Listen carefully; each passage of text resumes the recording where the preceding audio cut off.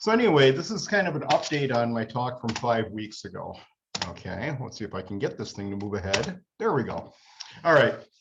And while this overlaps with some of the stuff I talked about then, and those of you who saw that will probably recognize some bits and pieces of information.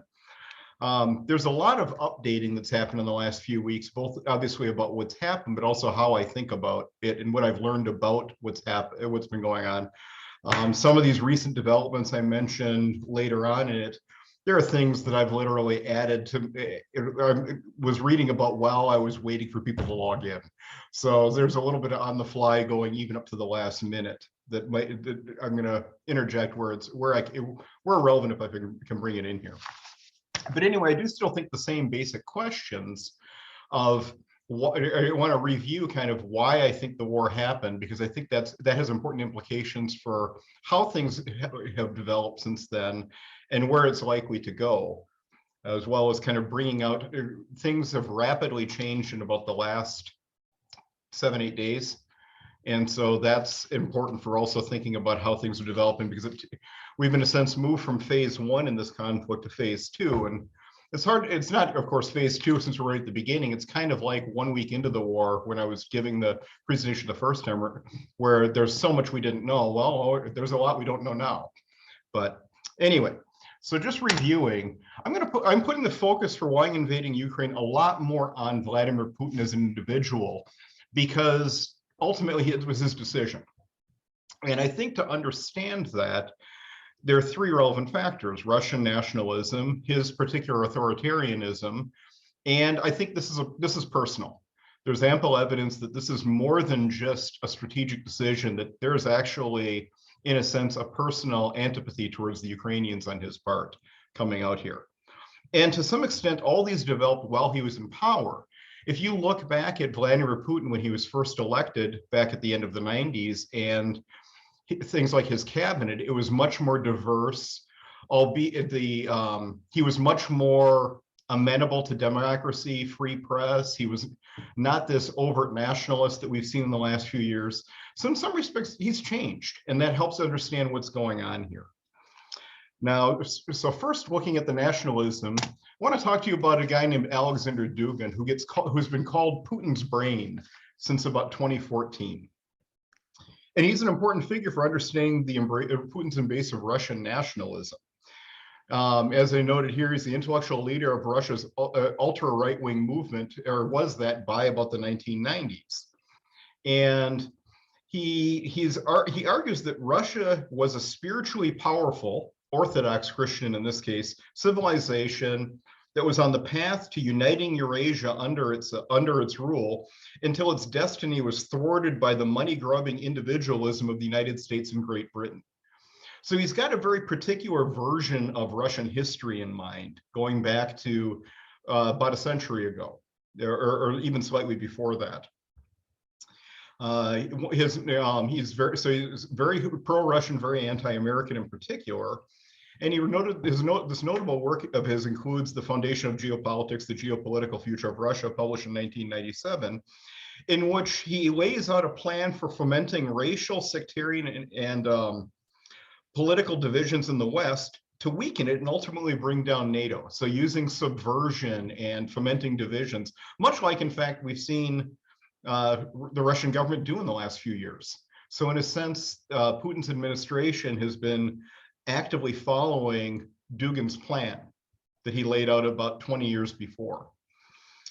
Just also noteworthy, by the way, as a result of a Ukrainian counteroffensive during the 2014 period of conflict, right after the Russian seizure of Crimea and in response to separatism, he actually called for the eradication of Ukrainian identity in August that year. Now we'll come back to Dugin a little bit later, because I think it's important for understanding things, but it's a good place to start. And when we look at how this manifests, Putin does espouse the reunification of the Russian people. These things I've kind of recapped before. You might have heard this, where he wants to rebuild the old Russian or Soviet Empire in the greater Russian sense. He wants to reverse what he called the greatest geopolitical catastrophe of the 20th century, that being the breakup of the Soviet Union. Not World War I, not World War II, but the breakup of the Soviet Union. And more recently, last summer, he had this essay published on the Kremlin's website called On the Historical Unity of Russians and Ukrainians, arguing that there is no, Ukrainians aren't different. They're all Russians. They're just basically confused, and they're all the same ethnic group. He also does talk about you, and he has a lot of bile in the way he talks about Ukrainians. He talks about them in a very negative way. So there's kind of this curious disconnect between thinking they're the same people and being really pissed off that they think of themselves as different. That might make sense when you look at it that way. Anyway, Putin and his inner circle, which includes Alexander Dugin these days, are clearly Russian nationalists, and this is an important part of thinking about why Ukraine is an important enough to actually go to war over. I'd also point out that Ukrainian democracy is a direct threat to Putin's rule. A truly independent Ukraine, if it were to become successful, democratic, and less corrupt, would in a sense delegitimize Putin's rule and authoritarian, autocratic rule in general in Russia. And part of this is because the Ukrainians and Russians are so similar culturally, linguistically. Certainly the Ukrainians don't think of themselves as the same, but for this purposes, they're close enough. And to act as an example. And Russian governments historically have often claimed that strong autocratic rule, and this goes back to the czars, is necessary for Russia, that democracy simply won't work for Russians. So it's really important to him to not have a democratic Ukraine. He was okay with Ukraine being independent as long as it was weak, autocratic, and corrupt, and largely under Russia's thumb. But when as it's changed, it's become less acceptable, or that's become a problem. And in particular, the Ukrainians have had this history of resistance to Russian rule and what he sees as their destiny being under their thumb, going back almost 20 years to the early days of his rule. The Orange Revolution in 2004 and 2005 was in a sense, against autocracy and corruption at some level, and triggered a series of these pro-democratic movements in the former Soviet Union that was very threatening to Putin's rule. The Revolution of Dignity, which we thought about as the Maidan Revolution in 2014, overthrew Viktor Yanukovych, who was basically a Russian pawn, and he fled to Russia after getting overthrown. And he was a deeply corrupt autocratic leader who had his troops kill protesters in the Maidan during the early days of this protest. Even then, of course, Ukraine has had problems with democracy and corruption in particular, but the election of President Vladimir Zelensky in 2019 and his explicitly anti-corruption agenda is very threatening. So Ukraine's been an irritant for a long time, and this helps kind of get into both why it's threatening to Putin as an autocrat or an authoritarian, but also why it's been a problem for him in particular that he's been, that kind of helps explain his hatred. Now, one thing that comes up a lot is NATO expansion as an explanation.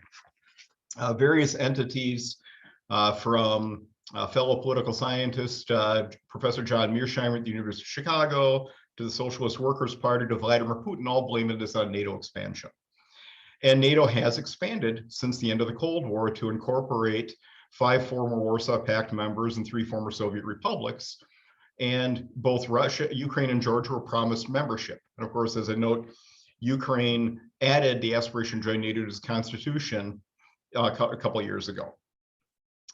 Now, Russian leaders have generally not accepted the fact that NATO is a defensive alliance, as their Soviet predecessors did as well. And people have argued that it evokes Russian historical memories of invasion from the West. Now, I do think NATO's expansion is important, but not in terms of as a direct threat, but mainly that by expanding into areas that are traditionally in Russia's sphere of influence, they prevent Russian meddling. Russia cannot push around the Baltic states like it normally would be able to push around weak neighbors because they're all NATO members. It can't push around and meddle in Poland and Czechia and Slovakia and Hungary and Romania and Bulgaria because, again, they're all NATO members. And I think this is probably a bigger issue. As is typical for authoritarians, he also thinks power is appropriately used to dominate neighbors in international politics. And I really think that this was part of what's going on here. And part of the critical piece about this is there was no potential for Ukraine joining NATO anytime soon. As long as Russian troops were occupying part of the country, it couldn't join. So NATO was not going, it was not even open to it actually joining in right now. So it's really that it isn't believable to me that this was a critical factor. All right, so let's talk about what's happened though. Let's just put it bluntly, the invasion of Ukraine has not gone well. The initial attempt at taking out Ukraine's government failed, and I'm going to come back to that in a second. The Russian advances, as we'll see, stalled out about a week into the invasion. They've suffered extremely heavy casualties, and lately the tide of war has turned in favor of Ukraine, to the point where I don't think that there is any prospect of a complete Russian victory. We're going to come back to these pieces later on, though. The starting point is that the Russian invasion plan was really optimistic. In the initial invasion, Russian forces tried to seize Kyiv in the first few hours via an airborne assault. They brought in helicopter-borne troops to land at Hostomel Airport, and they had airborne transports carrying armored vehicles and other troops who were flying in afterwards that they tried to land, but that failed. The Ukrainian defenders were able to hold the airport and fight off and kill most of the invaders at this point. The backup plan was to seize Kyiv with an armored attack from the north, as well as these other attacks you see on this diagram that kind of shows the general, the several axes. So Russian ground forces invaded along multiple axes of advance. Basically, they're trying to grab the entire country within a couple days. And this ultimately failed. And when it failed, it caused a lot of problems because Russian combat power was dispersed all around the country, making it really tough for them to concentrate enough power to win in any one given area. And it also created a lot of supply problems, as we'll come back to later, which the Ukrainians have been very effective at capitalizing on and creating. They've been very good at disrupting Russian supply lines. Now, this plan was based upon the idea that the Ukrainians literally would not resist. They came into this thinking that the Ukrainian military was awful, as we talked about last time. It turns out that they've actually not awful, and we'll come back to that briefly. That the people would welcome the Russian invading troops with open arms and give them bundles of flowers, and that the government would fail right away. They grab the airport and they grab the TV station and decapitate the government and declare victory on the first night. Well, obviously it didn't work that way. If we look at the progression of war, you can see that things didn't change much after the end of the first week. 1 week into the war, if you compare it to basically 1 month into the war, the front lines are almost in the same place. There were some Russian gains near Chernihiv, which is up in this area, in just northeast of Kyiv. You had Russian gains between Kharkiv and Luhansk in this area, and north of Mariupol. But on the other hand, the Russian troops actually got pushed back near Mykolaiv, that area. So probably 90% of the territory these maps are probably close to 90% the same in terms of the territory occupied by Russian forces and where they were operating during the first month of this thing. So they stalled out very quickly. The other thing is, of course, the Russians have suffered very heavy casualties. These estimates are from Ukraine's defense ministry, so they might be somewhat high, but they're within the range of what other independent sources and NATO and American intelligence are estimating. When you take into account, or as I mentioned, they show 18,500 personnel that's killed, according to the best estimates of the Ukrainians. That would imply something over 50,000 killed, wounded, or captured, because usually you have two to three times as many wounded as killed, and there have been at least 1,000 Russian troops captured. So we're looking at over 50,000 Russian troops have died during this. When you add up tanks, armored personnel vehicles, artillery, including the multiple launch rocket systems, you've got over 3,000 heavy pieces of offensive military hardware that have been lost, and over 250 aircraft and helicopters. And notably, up to 7 Russian generals have died in battle, which is almost unheard of.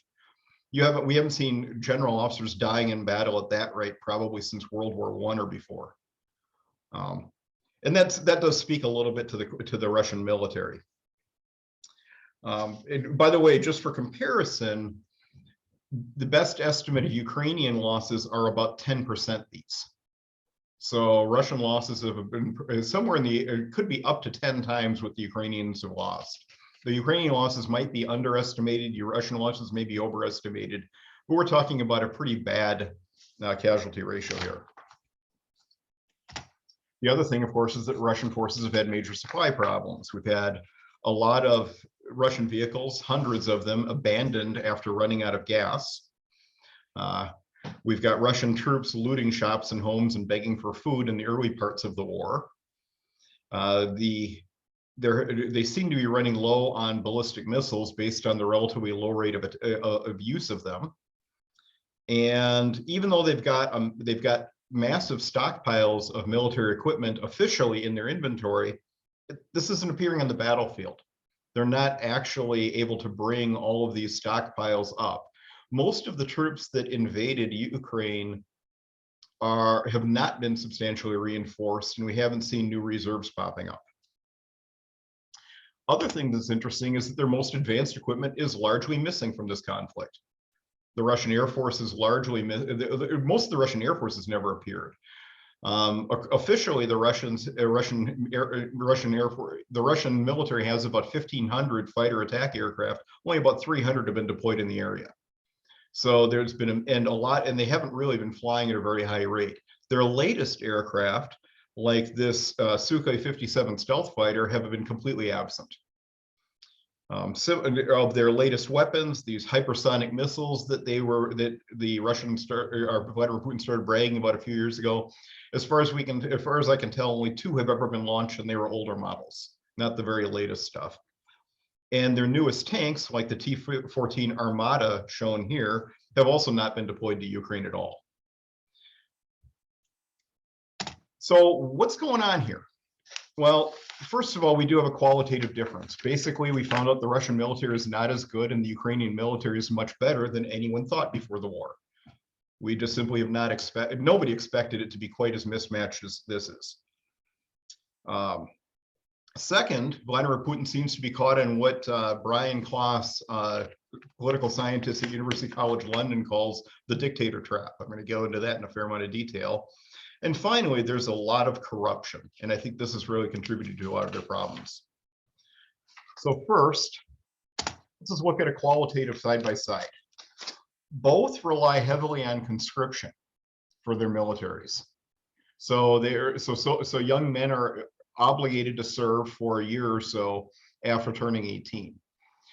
The difference seems to be, though, that within the Russian armed forces, the treatment of conscripts is notably brutal by all reports. They literally get beaten by their superiors or by gangs within the military. I've never heard of reports like that coming out of Ukraine. It's possible I'm just missing them. Although both also use contract forces, coercion is used to keep former conscripts in the service in Russia in a way that I haven't been hearing about it coming out of Ukraine. So the treatment of the soldiers is a lot better, even though they have a very similar way of raising the military. The Russian military is not and never has been really well trained, and their junior officers in particular are not supposed to show initiative. They're just supposed to take their troops and follow orders. On the other hand, after the 2014 and 15, after 2015 in particular, after Ukraine's forces were beat up badly by Russian forces on the battlefield, there's been a lot of retraining to NATO standards and by NATO troops. So we've had NATO training missions. A Florida National Guard unit was in Ukraine until early February, for example, training the soldiers to fight differently and training the officers to lead with much more flexibility and initiative. So that by and large, that's probably contributed a lot to their ability to fight more effectively.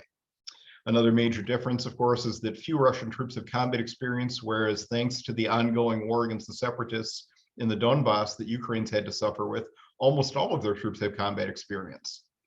And finally, the Russian morale is notably poor, in part probably because nobody bothered preparing the troops for the invasion. And on the other hand, the Ukrainians have very high morale because they're defending their home, and they were more ready for this. So, and one critical thing about that is that, as Napoleon once said, the moral is to the physical is 3:1. Morale is often more important than anything else about a military, because troops with bad morale will give up or not fight, whereas troops with high morale will fight a lot harder and a lot more effectively. So this probably partly explains the high casualties and the way the Ukrainian forces have been able to stop a relatively strong invasion during the initial phases. The second problem is what's called the dictator trap. Now, this is a typical problem of autocracies. Autocrats tend to surround themselves with yes men, in part because criticizing the boss or his policies is a really dangerous thing when you're dealing with a dictator or somebody with an autocratic personality. I ran across this when I was a lot younger as a salesman, and I pissed off the president of my company, and it did not go well at a public meeting. So autocratic leaders don't like dissent. They generally repress it. They're also often usually very insecure, in part because of the way they seize power. And as a result, they promote based on loyalty more than competence. They often rely on loyalty tests of their subordinates, which often involve making their subordinates lie about them. So, for example, Kim Jong-un, everybody knows, according to his people, that he learned to drive when he was at 3 and shot a round of golf where he got a score of 37, or 2 rounds of golf and got a total score of 37, 35 holes in one, and he managed to get one two putter, or two shot. He needed to putt one in, apparently. Ludicrous, right? Absolutely silly. But that's the type of thing that autocratic leaders make their subordinates do. And of course, the people they're able to get this to do that are the truly yes man, the people who will do anything to stay close to power. Autocrats also limit the accurate flow of information to their people. They rely on propaganda to control the population. And since public opposition can actually get one arrested, so it's really hard to tell what people actually think and know in an autocratic system. The net result of all this is that often when somebody's in power for a long time, a cult of personality develops. We see this with Putin. We see this with the Kim family in North Korea. We're sort of seeing it in China with Xi Jinping starting to get elevated to the same level as Chairman Mao. It's not an uncommon thing. And over time, mainly because nobody tells them no and everybody keeps repeating the same thing, autocrats often start to believe that they are of superior intellect and ability to everyone around them, that their understanding is better, and they can control whatever happens. So literally, they start to believe their own BS. Now, again, this probably has a lot to do with with what was going on here. Now, let's look at how this manifests, though. One is, first of all, I've got an open question: to what extent the Russian military is actually built for show rather than for war? Now, there's a natural tendency when when you talk about militaries to focus on combat forces. They're easier to understand, and they're a lot more impressive. It's a lot more impressive to look at these tanks or missiles or whatever, or fighters and bombers flying overhead, than it is to look at, say, supply trucks and ambulances. The maxim that amateurs study tactics and strategy and professionals study logistics has a lot of truth to it. For a modern military like the Russian military, it takes an incredible quantity of supplies, food, fuel, ammunition, spare parts, and support personnel, truck drivers, mechanics, cooks, clerks, etc., to support the combat forces. It can get to the point where only about 15% of a military may actually be combat forces, 85% being support forces. Now, I've read analyses of the Russian military that they simply have underprovided their logistics forces. They don't have enough fuel trucks and supply trucks and mechanics. They just don't have the people. And that would be a natural thing to do for civilians, again, to focus on the combat forces in particular. Of course, when we look at autocracies like Russia, military parades are often also common. Autocrats are prone to heavier reliance on symbols of national power to legitimate their rule, and the military is one of the more obvious ones. So again, there's going to be likely to be a natural tendency to focus on tangible displays of power rather than the stuff that makes the military actually good. Also within the Russian military, not all units are kept at the same level of readiness. The units that are near Moscow that are used for these parades, for example, have the highest level of readiness. They have the highest level of personnel. They have the best equipment. They have the best maintenance supply. Most of the Russian military isn't as well supplied, as well trained, or as well prepared. And frankly, being good at parades doesn't really say much about being good on the battlefield. They're completely different things. In the US military, we talked about garrison troops versus field troops. The same phenomenon. There's some of us who are better at pushing paper or looking good on parade, and some of us who are better being grubby in the field and winning battles. I mean, that's a natural skill thing. But you get promoted based upon parades and to some extent here. So I suspect that to some extent it's fair to say that the Russian military capabilities have been compromised by this fixation on looking impressive. Another thing that we notice is that the intelligence and planning failures. As I noticed, Russian intelligence was telling Vladimir Putin that Ukraine would be unable to resist the Russian attack, and that the international community would not offer much support for Ukraine. Now, if that had been correct, that initial attack would have worked. Or that by now they would have been able to push through even if the initial attack had failed. However, it's quite apparent, and it should have been apparent, that the Ukrainians wouldn't roll over as easily as Putin apparently thought. Back at the beginning of February, a retired Russian colonel named Mikhail Kodarnik, and I'm probably mispronouncing his name, wrote an article that was published on a Russian military journal's website, basically, called Predications of Bloodthirsty Pundits, of Rapturous Hawks and Hasty Cuckoos. And he was writing about the course of what a Russian war on Ukraine would look like. So he wrote an analysis of this stuff. And in the analysis, he pointed out that the initial attacks were not going to be sufficient to disable the Ukrainian military based upon the planning that was happening, that the Ukrainian military was not as weak as Russian intelligence was reporting, and the contrary to what Russian leaders thought, the Ukrainian people would resist an invasion rather than welcome it. That was published about 3 weeks before the invasion. So clearly there were people in Russia who knew what was going on. Also in the run-up to the invasion, a lot of people in the West were looking at this, and I was reading their reports, and they're saying that the Ukrainian military is tough. They're battle hardened, that they would fight back, and yeah, the Russians would probably be able to win, but they were not going to find Ukraine a pushover. However, Russian intelligence was apparently reporting what their bosses wanted to hear, and this is, again, this goes back to the structural problem of dictatorships. You don't want to disagree with the boss. So that I saw what was supposedly a translation of an essay written by an anonymous Federal Security Service agent who said that they would routinely get requests for projections on what would happen. They would get something like a question: will the Ukrainians resist a Russian invasion? And if their answer wasn't good for Russia, they would be disciplined. They would be punished for saying, yeah, this isn't going to go well. So of course, what do? Well, when presented with a hypothetical, they would say, this is going to go great for Russia.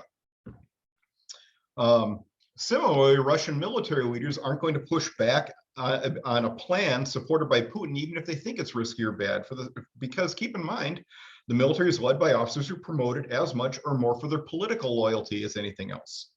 Again, this is common in autocratic systems and authoritarians. In particular, dictators prioritize the loyalty of their military because the military is one of the few things that can remove them from power. So they're very concerned about making sure that anybody in charge in the military is loyal. It neutralizes the main threat to their rule. However, it often also means that the military leaders in autocratic societies or autocratic countries aren't very good leaders or strategists, because of course they don't need to be. Similarly, of course, Russian military leaders apparently didn't tell Vladimir Putin that their troops were badly trained, poorly equipped, and inadequately led, and of course they're not going to. Or even apparently that supposedly they didn't even tell him they were sending conscripts into Ukraine. Apparently he was very upset when he found out about that part. So now all organizations are part of groupthink, which is this tendency of organizations to coalesce upon one course of action or one understanding without adequately considering the options. But that's really a problem for autocratic systems and dictators, because nobody dares disagree. And I think that's what we saw happen here is a classic example of groupthink corrupting both their analysis of what was going on and their planning. Another big issue is corruption. It's increasingly apparent that a lot of the problems with equipment and supplies that the Russian military is experiencing are due to corruption. When the Russian military invaded Georgia in 2008 on the opening day of the Summer Olympics, it also didn't go well. And in response, the Minister of Defense at the time, Anatoly Serdyakov, put into action some military reforms and some anti-corruption efforts because he correctly diagnosed that part of the problem was corruption. Over the next few years, the Russian armed forces shrank. They began the transition from a conscript military to contract soldiers, which would presumably lead to better quality troops. And they developed a lot of new equipment. At the end of 2012, Vladimir Putin sacked him and put General Sergei Shoigu in as Minister of Defense. Now, unlike Serdyakov, who was a businessman and apparently was serious about fighting corruption, General Shoigu appears to be thoroughly corrupt. In his previous position, which was Minister of Emergency Situations from 1991 to 2012, his mistress, a former airline stewardess, was awarded $100 million in contracts with his agency. He personally has built himself a $24 million palace, according to research published by Alexei Navalny, who's in prison in Russia right now, who's the head of the Anti-Corruption Foundation and an opposition leader. Russian oligarchs like Yevgeny Prigozhin, who I'll come back to in a second, have also taken advantage of defense spending to enrich themselves. There was a case in 2012 of a Russian arms company receiving $26 million to develop an aircraft system, but the research never went anywhere because the firm signed fraudulent contracts with shell companies, some of which are registered to public toilets. Yeah, I know, that one always gets a good reaction. In a separate case, there was another major embezzlement scandal over a company that was responsible for supplying radio navigation equipment and its leadership actually conducted fraudulent research rather than doing the real stuff. Now back to Yevgeny Prigozhin, I guess. One of the things that they found that the Russian troops were supplied with meals that expired in 2015. The field rations expired several years ago. Most of the companies responsible for providing the food for them are Concord Catering and its affiliated firms owned by Yevgeny Prigozhin. He's also, by the way, linked to the Wagner Group, a private military company supplying mercenaries to Syrian's government, Malawi, I think, in West Africa, and most recently, apparently getting deployed into Donbass.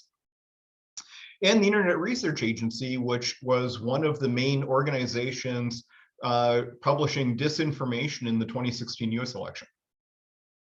So that's the guy on the right. He's also Putin's chef. He started out as a caterer and chef.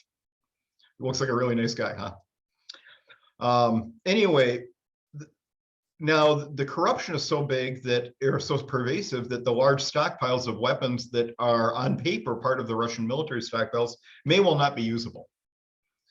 Hardware and storage for long periods of time requires a lot of maintenance. You have to do things like keep the tires from rotting, keep seals from failing on engines, keep wires from being eaten by mice, things like that. I don't know if any of you have stored a car for any length of time, but it rarely works as well after a lot of time unless you put a lot of work into storing it. It's clear that the maintenance hasn't always happened. And the reason why may well be due to corruption. Frankly, you can pretend to do the work and take the money and run. There are also reports of parts missing from equipment and storage, including entire engines out of tanks. So that even if it wasn't, so not only was it not maintained, but apparently a lot of it was scavenged for things that could be sold. Now, again, this is nothing new, actually. I don't know how many of you remember the Nicolas Cage movie, Lord of War, which was about which was based on the true story of an arms merchant named Victor Bout, who bought military hardware from Russian base commanders in the early post-Cold War days as they were trying to get rich by doing things like selling tanks. So there's nothing really new about any of this stuff. Those tank engines could have been stolen years ago for all we know. They're also, by the way, the fuel shortages are probably also partly related to graft. Fuel is often called the Russian military's second currency because soldiers and base commanders sell so much of it to enrich themselves. There's been a long-standing issue with field control. Now, again, all of these are functions also to some extent of the autocratic system that Vladimir Putin has created. He relies on, or when he took power in a government that was already starting to be called a kleptocracy, ruled by thieves. Boris Yeltsin had tolerated the rise of this oligarch class in Russia in the 1990s as they basically scavenged the ruins of the Soviet Union. And when Putin came into office, he marginalized a lot of the old oligarchs and put his new people in charge, but he took a hands-off approach to corruption by them, and apparently they've taken advantage of it. All right, so anyway, kind of an update. Well, phase war are the ones now over. The Russian forces have withdrawn from northern Ukraine and are currently redeploying to the Donbass on the eastern part. We're seeing Ukrainian forces counterattacking across in various locations across, and are also shifting their forces to Donbass on the southern front. And as most of you probably know, the retreat of Russian forces near Kyiv has revealed a widespread war crimes committed by the Russian forces. I'm going to break this down in a second. But let's look at another comparison of maps. These are the maps on March 29th, a week ago, and based on earlier today. All that red and magenta at the top of the map at the north end was occupied by Russian forces a week ago, and it's all gone now. Something on the order of a third of their gains they've withdrawn from. So the troops that were near Kyiv, that large force, that area to the red, for example, was one of the primary Russian attacks. One of their best formations, composed of elite troops, was that attack on Kyiv. Those troops have not only retreated back to Belarus, they're actually moving east into Russia right now. So they're not even staying there to be ready for an attack. Belarusian airfields are empty of Russian helicopters and aircraft that used to be there a week ago. So they're completely pulling out of this region. The ground troops are most likely going to be reconstituted, meaning they need a lot of replacements. That army that was going after Kyiv had roughly 70,000 troops in it. It's quite possible that half of them are wounded or killed, because that was probably a lot of the heaviest fighting the war was there. So they're going to need replacements for further combat effective, and they're going to need equipment, which again, a lot of the equipment that's available may not be in good shape right now. So it may take them a while. Ukraine is using its territorial defense and National Guard troops. So it's basically its regional militias and its reserves to mop up those areas, and all its regular troops are being withdrawn and redeployed to the east and to the south. So, and remember, Ukraine's forces took a lot fewer casualties. Ukraine's 1st Tank Brigade, for example, which was garrisoning Chernihiv, and it's one of the elite units in the Ukrainian army, it has probably not suffered more than about 10% casualties when we compare it to some Russian units that took 30–40% casualties. They've done very well out of this, but they still probably need some work reconstituting themselves by re-equipping and reorganizing to fill in for losses. As you can see by this, Russian forces have made virtually no progress anywhere other than going backwards for about the last week. The one exception is there's a little area here south of Kharkiv that maybe you'll see my mouse on, I don't know, or southeast of Kharkiv, where they've gained a little more control of a region. All right, let's see. The other, of course, big thing is the revelations of war crimes by Russian troops. Now, these are distinct from the indiscriminate shelling of Ukrainian cities that has been going on almost the entire war. Those are also war crimes. But here, what we see is a much more personal level of violence and horror. There are at least 2 mass graves in Bucha, a suburb of Kyiv, hundreds of people dead, either in the mass graves or just lying in the street, sometimes for weeks. A practice called Zachitska, which is cleansing operations, it was conducted in multiple places. This is something that the Russians actually developed during the Second Chechen War, so about 20 years ago, and literally involved going house to house and killing every adult male that they could find. So this is not a new practice, but they found evidence of this happening in a lot of places. Of course, we've got evidence of rape, torture, and the use of children as human shields. and Ukrainian political leaders were often targeted. So we're seeing massive, widespread human rights violations and war crimes in this area. I was reading earlier that there were up to 50,000 Ukrainian police investigating and tracking and recording this to try to build the war crimes cases for possible future accountability. Russian attacks do continue in two places, at Mariupol and in the Donbas region. Now, the city of Mariupol is on the Black Sea.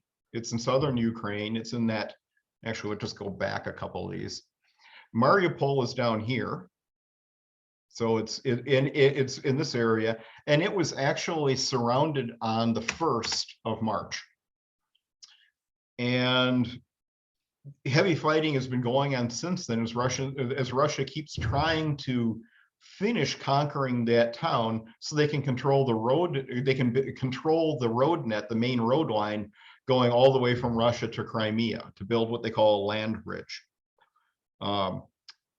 Like I said, this has been going on for 5 weeks now, and they've still been unable to take the city. Cities are really easy to defend, and of course, Russia should know that given the historical experience of the Battle of Stalingrad. You destroy a city, it doesn't make it harder to defend, it makes it easier because all the rubble provides fortifications for the troops.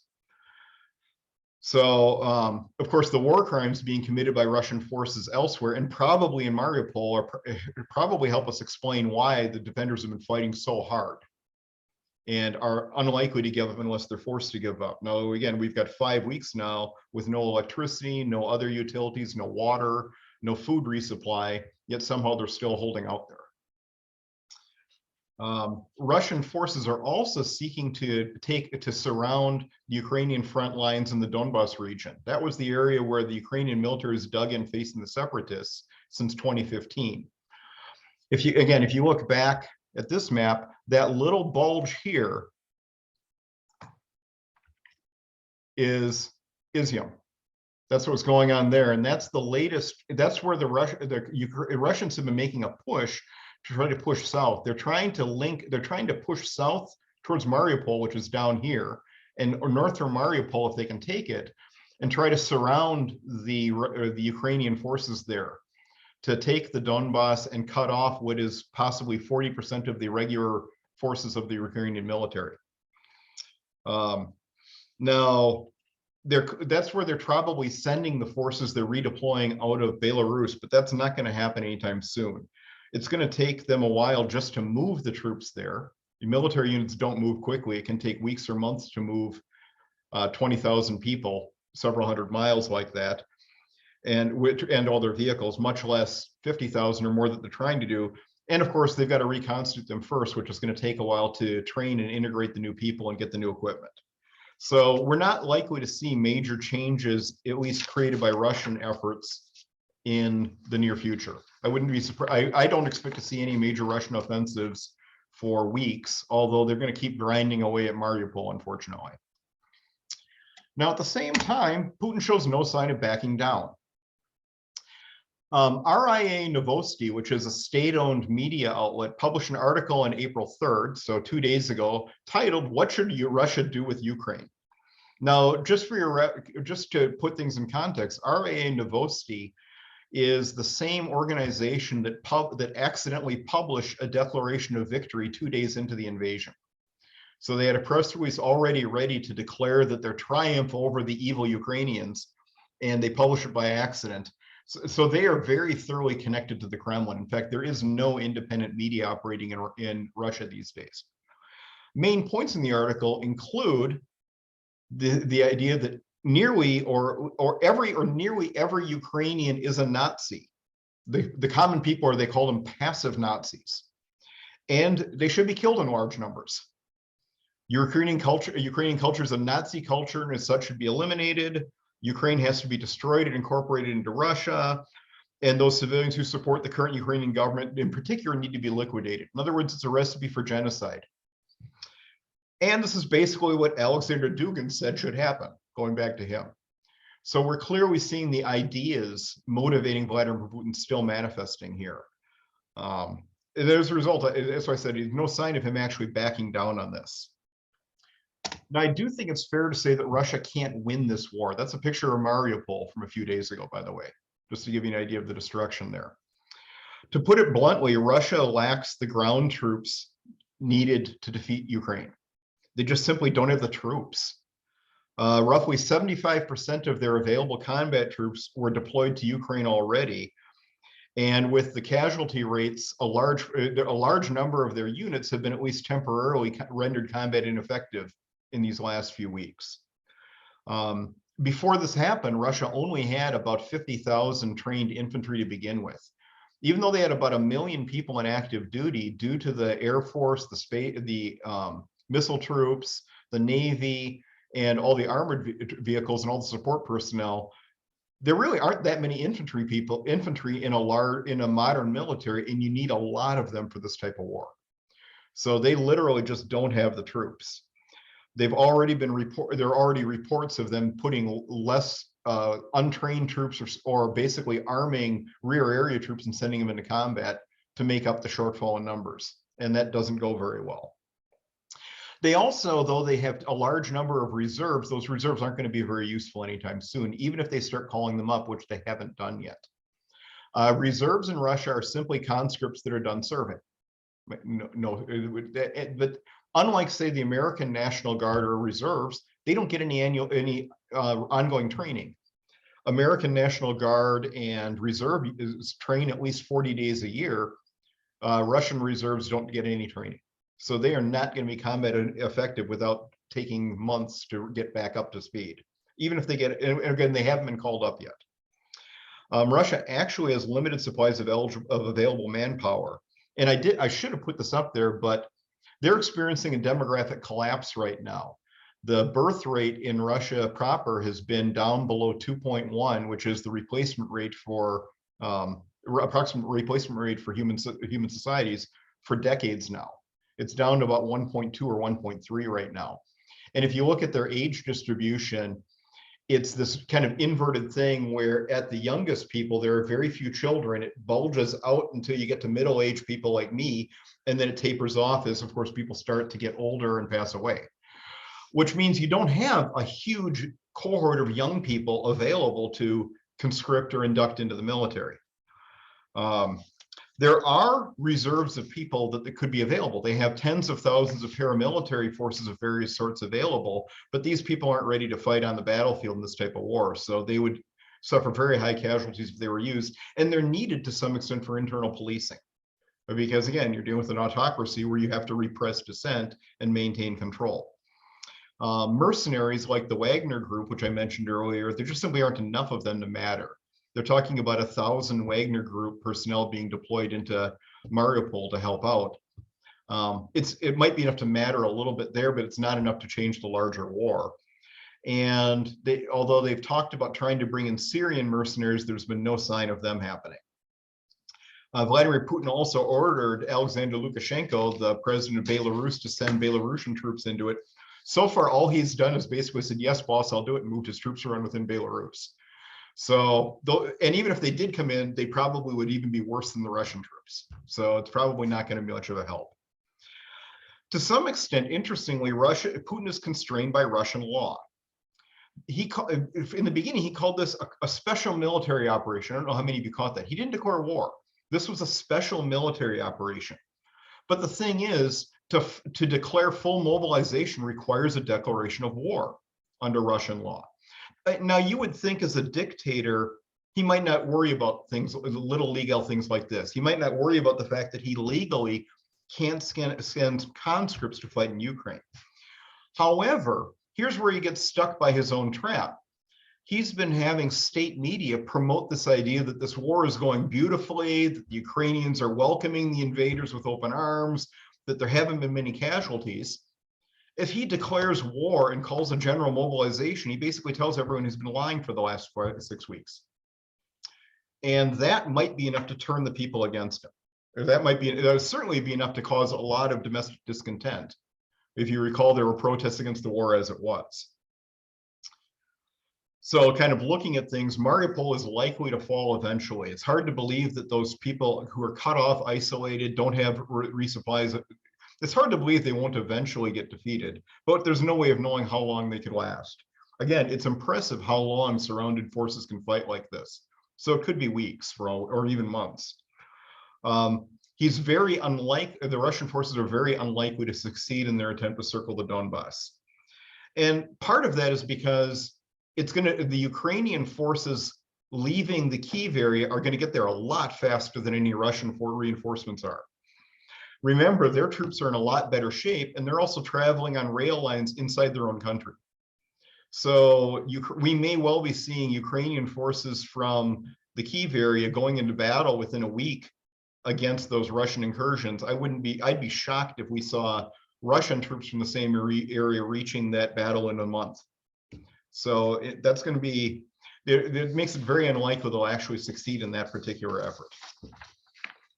In fact, I would argue that Ukraine may actually be able to win this war. Again, Ukrainian forces have suffered a lot fewer casualties, and their morale is much higher. As Russian casualties continue to mount, their morale is likely to keep getting worse.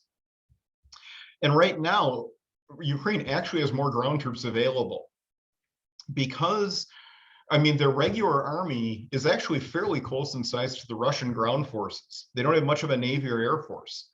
But they have, with their large territorial defense forces to help secure the rear area, and they've been calling up their National Guard and reserves, they actually have more troops available. I've also seen reports of some 300,000 Ukrainians returning from abroad to fight, as well as 15 to 20,000 foreigners, maybe more, including units of Russians, Belarusians, and Chechens who've joined the war on the Ukrainian side. So they're actually in pretty good shape from a personnel point of view. If anything, they've got more troops. They're in the position of the opposite. The Russians have, at least in principle, a lot of equipment, but don't have a lot of people. The Ukrainians are actually the opposite situation. And of course, Ukrainian citizens have also joined the fight in large numbers. Ukrainians have actually also probably captured more armored vehicles than they've lost. It's hard to be sure exactly because they're not reporting it, but they've captured at least a couple of hundred Russian tanks so far, and there's no indication they've lost that many, mainly because they've been fighting a defensive war. In addition, they're continuing to receive military assistance, and as I said, soon that will include heavy equipment. Well, I was wrong, not that soon. Today, a train crossed from carrying Czech tanks and armored personnel carriers. A train of supplies crossed into Ukraine, bound for Ukrainian military. So T-72 tanks and Czech model BMP-1 armored personnel carriers. So they're already getting heavy equipment, and that's what's going to be necessary if they want to actually make an advance or try to retake some of this territory from the Russian forces. In addition, of course, the war crimes committed by the Russian troops are likely to make their troops fight that much harder, because frankly, they're pissed, and they should be. Now, a stalemate is likely, though I don't think that they're likely to win. I said they could, but I don't think it's likely. And part of it's because where the Russian troops shift to the defense, and that may well become almost everywhere, it's going to be a lot harder to defeat them. Once they get dug in, it's a lot easier to defend than it is to attack. That's part of what's been on the Ukrainian side so far. So as it shifts the other direction, and as Russia starts defending, it's probably going to be harder for the Ukrainians to keep going, and they're probably going to start suffering more casualties. Also, if they do actually mobilize, Russia still has a lot of military potential. They still have 3 times the population, a lot of industrial capacity that isn't being used right now. It'll take a while to mobilize, but it's there. So if this goes on for months or years, and it may, that will start to help them. Keep in mind also that Russian leaders like Vladimir Putin aren't particularly sensitive to casualties. They don't have any problem sending their troops into the meat grinder to keep fighting. So the net is that Ukraine probably will need a lot of heavy equipment to prevail, and it's not clear that they'll get enough to actually make this work. And even if they get the equipment, it sometimes takes a while to integrate. And finally, just as a last point on this one, NATO is not likely to directly intervene. If NATO did directly intervene, it would go fairly quickly, because I have no doubt that NATO troops would have no problem rolling up the Russian forces, but I don't see that politically happening anytime soon. Okay, a negotiated settlement is also not very likely. As I said, I mean, there's no sign Vladimir Putin's backing down. There's also no sign he's ready to make a deal. He's been conducting negotiations, but not really in good faith. And he's probably going to hold out for something he can claim as a victory. And it goes back to the Russian system. His rule is based upon his strength and the threat posed by external enemies. So unless he can spin this as a win, he's more likely to keep the war going, because anything less than that will make him look weak and undermine, in a sense, his very rule. So unless his forces are losing decisively, he's far more likely to continue double down on war than negotiate a peace.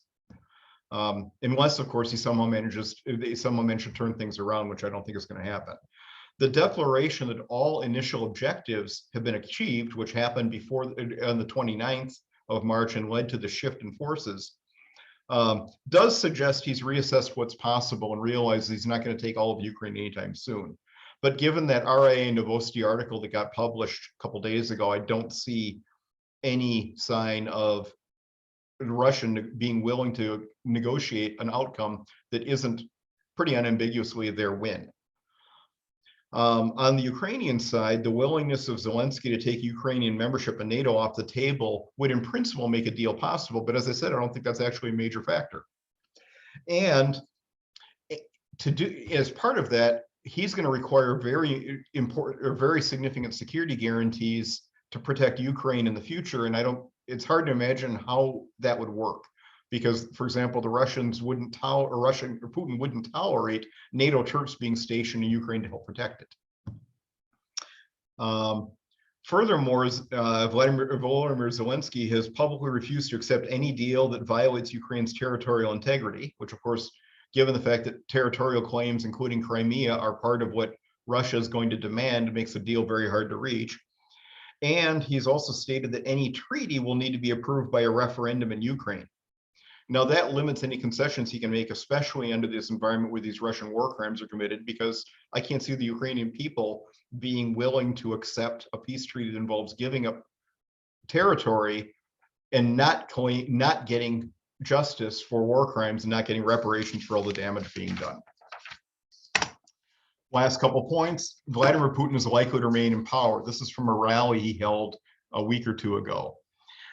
The opposition in Russia to him in the war is nowhere near enough to topple him. If anything, what information we have about the Russian people indicates support for Putin's gone up, although not necessarily much. But that's a function of the disinformation put up by the state media. Again, they've been peddling this idea that the war is going great and they're doing a wonderful job of taking out the Ukrainian Nazis. And given that all the media is state-owned, most Russians don't have ready access to anything else. So a lot of them are believing at least enough to not be trying to topple the government. Autocrats are just simply rarely toppled, no matter how incompetent they are, even after disastrous wars occur. And partly that's because they build a system that keeps them in power. Vladimir Putin relies on a group called the Siloviki, which kind of translates as hard men, apparently, to stay in power. And these are individuals concentrated in the security apparatus, the intelligence agencies, domestic security, and to some extent the military. And they largely believe in his nationalist agenda. So they're not going to remove him unless something really weird happens. The oligarchs that we tend to focus on, people like Roman Abramovich, the owner of Chelsea Football Club, they don't have a lot of political power. They might be somewhat close to the regime, but they're not politically important. And he's got parallel paramilitary forces like his presidential guard, which has got 20,000 armed personnel in it. They're going to help keep him in power. Finally, I think the one clear international outcome we're going to see is that we're going to see a lot more military buildup in Europe. We're going to see NATO, of course, has been more unified than it has been in decades, but this isn't necessarily likely to persist. I don't know whether it's even probably, we may see Sweden and Finland join NATO. And we are seeing a big increase in military cooperation efforts within groups of NATO and non-NATO European states. We're also seeing, of course, military spending in Europe go up. Germany most noteworthy, where they're vowing to raise their annual spending by about a third. They were going from 1.5% of GDP to 2%, with a special 110 billion euro fund for catching up on their equipment purchases they haven't been making. In addition, of course, the EU might finally create a collective military. However, I would say that political unity within Europe over this is really unlikely to last. Last weekend, Viktor Orban won re-election in Hungary, and Viktor Orban has had a notably pro-Putin stance for quite a while. And in declaring his victory, he particularly pointed out that it was victory against the forces of George Soros and Volodymyr Zelensky. So catering into kind of nationalist anti-Semitism. He picking on Soros. Soros has been a boogeyman for him for a long time, but Zelensky's been taking Orban to task for not supporting Ukraine much, and he clearly would rather support Russia. As another disturbing trend, Marine Le Pen, the French nationalist leader, who also has a very pro-Putin history, is becoming a real challenger to Emmanuel Macron, and is likely to make it into the second round of the presidential election. The elections are this weekend for the first round. Macron is still favored to win, but Le Pen is a lot closer than anyone ever thought she would be. All right, so that's kind of where we stand. Let's see what we got for questions. All right. So anyway, I don't have a backlog in chat. Does anybody have anything they'd like to ask about this, or anything I can explain better or go into more detail on? Yes, I have a question, if possible. Sure, Sheldon. Why are we not providing like the planes that the Poles have offered? You know, that's an interesting question. I mean, there's a political calculation here that's twofold. One part of it is we don't know. I mean, there is a fear that it would lead to direct attacks on NATO allies and widen the war, and that would be until really it wasn't. All right. So one aspect of it is that it could widen the war, and we don't necessarily want that. The other thing is that it's not clear that it would necessarily change things. The aircraft that we're talking about, MiG-29s, are air superiority fighters, meaning they're meant for defending against air attacks. Russian aviation has been almost meaningless in this thing. Most Russian air attacks have only been happening in the southeast and south, where it's very open, and they've got a lot of troops in the area to provide ground protection as well. The Russian aircraft have largely stayed out of the rest of Ukraine because they've been getting shot down. So it's not clear that actually having more MiGs would do them much good. In fact, the Ukrainian Air Force is still largely intact. So again, it kind of comes down to, I think it was partly, I mean, honestly, I think it was kind of, to some extent, I would argue that maybe Joe Biden should have been bolder on this and just said, yeah, we'll facilitate the transfers from Poland to Ukraine, but we'll help them do it. You can certainly make the argument, and it's a completely sensible point to make. I'm not sure strategically, I'm not sure it would really matter much. Let's see. Nolan Lavalley is asking, assuming Ukraine does prevail, how do we hold Russia accountable for its war crimes? That's a damn fine question. There's no answer. We can't. I mean, in a literal sense, individuals might be held accountable as this thing plays out. Both Ukrainian intelligence has been and Anonymous have both been hacking personnel records of Russian personnel in Ukraine and talking about who's where. So they're identifying people who are probably related to the war crimes, especially at the individual level. The problem with that, now that's all well and good if you capture them. But of course, you actually have to capture them on the battlefield to do anything. Barring that, and especially if we get to individuals like Vladimir Putin and leaders, commanders, unless they get turned over by the Russian government, there's virtually nothing that can be done. All they have to do is literally stay inside Russia. I mean, if, say, I can be reasonably certain that Vladimir Putin is not going to be traveling to any more G7 summits anytime soon, because he'll get arrested if he does that. But I don't think that you're going to see, I mean, I think he's going to follow, say, the same strategy as people like Bashar Assad in Syria have followed, which is you don't go anywhere unless you're very certain that your host country is not going to arrest you. So I don't think there's going to be anything happening there. Ken Barrows asked, will Russia UN Security Council membership be revoked? Unfortunately, that would require changing the UN Charter. The UN Charter specifies, actually it specifies the Soviet Union is a permanent member of the UN Security Council, meaning they can't be removed from it. After the breakup of the Soviet Union, Russia took over that seat, so 31 years ago now.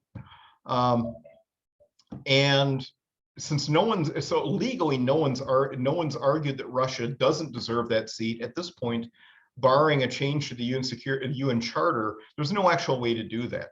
It'd be wonderful if you can, but this is kind of one of the strictures where the rules that we pledge to follow mean we can't do what we'd like to do. I don't think there's any other way to do it. I've seen people try to talk about this, and I've never seen anybody think it can happen. Jenna Combs, do I believe the economic sanctions have made a difference? In the short term, no. Let me explain that though. They haven't, in a sense, stopped anything from happening to date. However, one of the things the sanctions are going to do is they're undermining Russian military capabilities. Russian weapons, especially precision weapons, often rely heavily on imported parts like circuitry, like integrated circuits. So the fact that we're not, and there isn't an alternate supply, they can't import these from China because China doesn't make them either. So for example, the guidance systems from their missiles rely on imports from the US and Europe.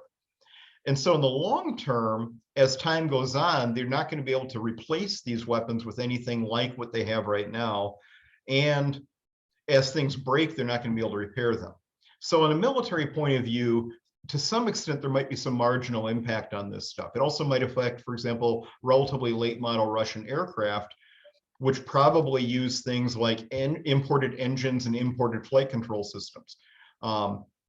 Russian civil aviation is mostly imported from Europe, and those planes are not going to be flying very long because they're not going to be able to import spare parts. In terms of a political change, sanctions take a long time to matter normally. Most of the time, economic sanctions by themselves don't successfully change policy. They only work at best 1 out of 3 times, by both my research on the matter, but other people who've studied these. None of us think they work more than about 1 in 3 times. And when they do, they take a long time to take effect. So do they matter? Sure. One of the ways they might actually matter, though, is by, in a sense, setting an example to the rest of the community. I wouldn't be surprised if, in fact, China's looking at this very carefully and saying, we don't necessarily want something like this to happen if we go after Taiwan.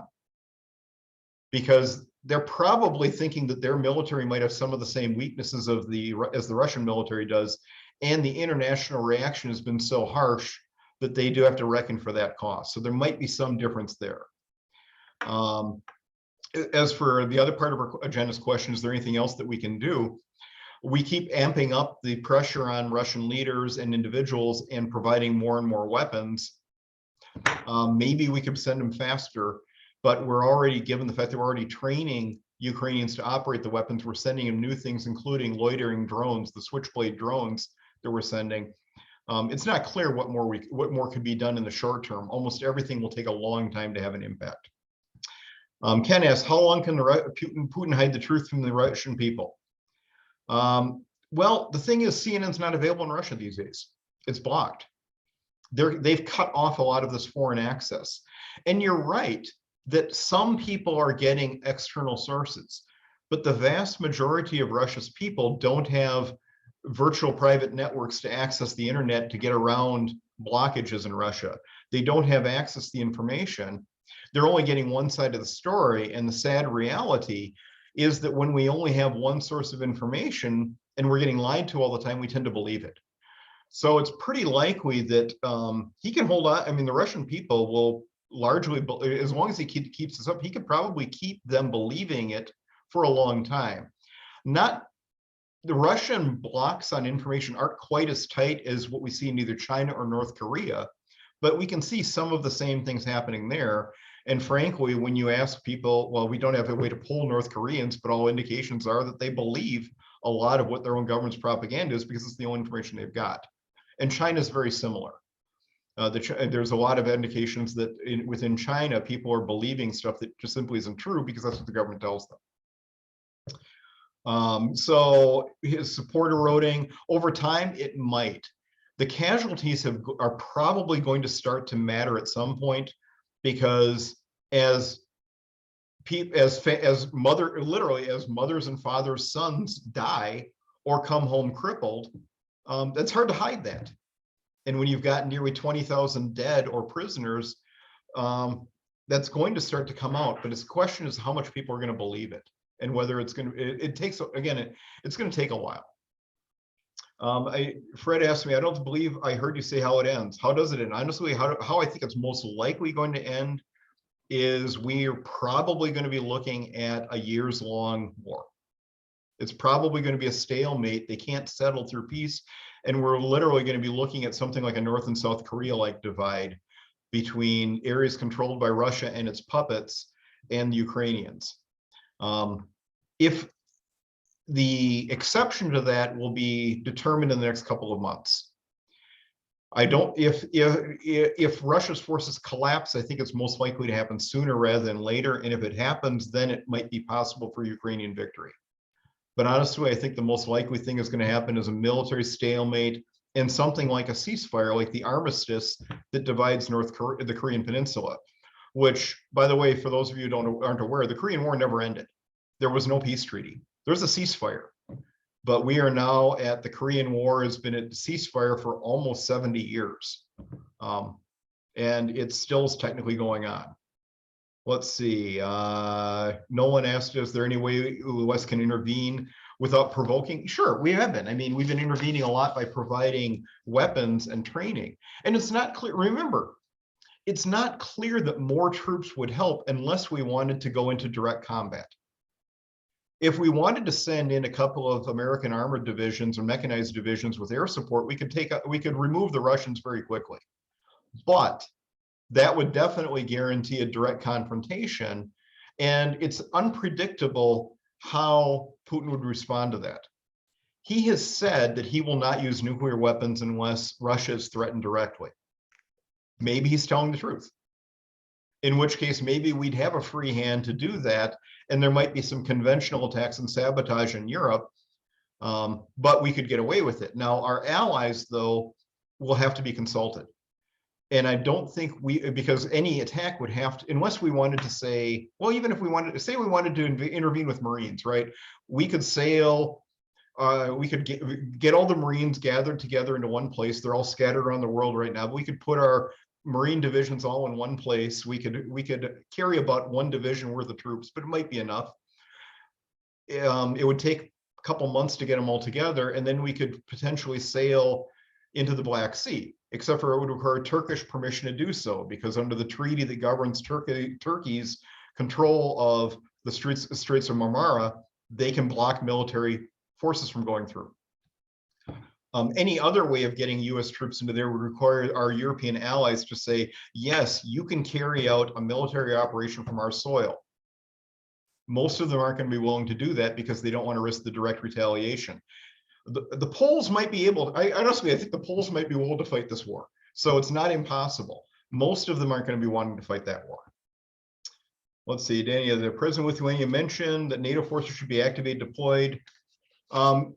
Yeah, they have been already. Actually, there are over 40,000 NATO forces that have been deployed to neighboring countries, including Lithuania, Estonia, Latvia, Poland, Hungary, Bulgaria. All the countries neighboring Ukraine and Russia have now had an increase in NATO forces deployed there to basically create a force on the ground to help defend them and to make sure that if war happened, it would be with all of NATO, not just that Russia couldn't pick on one country. Now, given the limitations on Russia's side, I don't see them attacking anyone else right now because they simply don't have the military for it.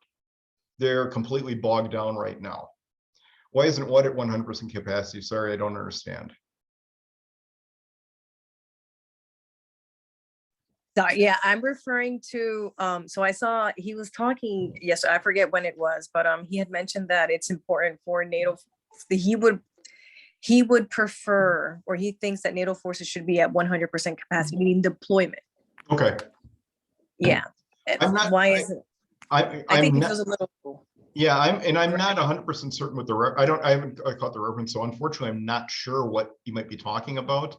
I mean, but in general, this is something that, again, military units are often not at 100% strength. People are rotating in, they're rotating out, they're on leave.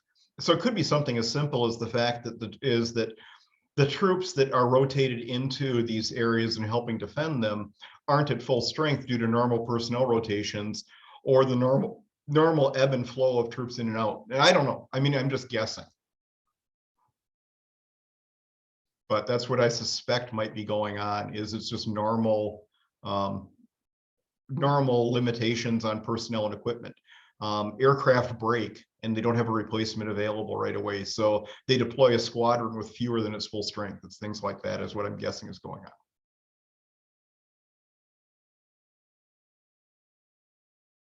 Anything else? I've kind of run out of questions. Long term, by the way, one of the things I'm kind of curious to see is the efforts to wean Europe off Russian oil. I'm wondering if that's going to accelerate the green revolution. That'd be kind of an interesting side effect of this, but we're way too early to come up with to make any confident predictions about that particular one. But it's quite possible, in fact, this could actually shift things like the world, or the reliance on fossil fuels, because so many of them are imported from authoritarian countries. And after watching this happen, I wouldn't be surprised to see a lot of countries saying we should get rid of this stuff and push the transition to solar and other renewable power. Oh, thanks, Jim. I appreciate it. Oh, yeah, Cecilia. Do you think you'll be able to get back to us sometime for update? Yeah, I'd be happy to. I think I need to wait until things go for a while right now. I have a feeling we're going to see a lot of stability. I mean, it's certainly once things change, if we get a meaningful change, but at the moment, I'm going to kind of hold off on things and try to do the rest of my job like teaching students for a while. I haven't been grading as much as I should because I keep reading about the war and then coming up and working on things like this. But I don't think there's going to be any rapid changes. But yes, I will happily do another talk once we've got something kind of worthwhile adding to it. Well, thank you so much for being with us again. Thank you, and I appreciate the fact you're all interested. This is what academics live for. We like having people who are outside of our narrow discipline who want to hear what we have to say. So this is awesome. Thank you very much. I appreciate it. And have a wonderful rest of your week. Thank you.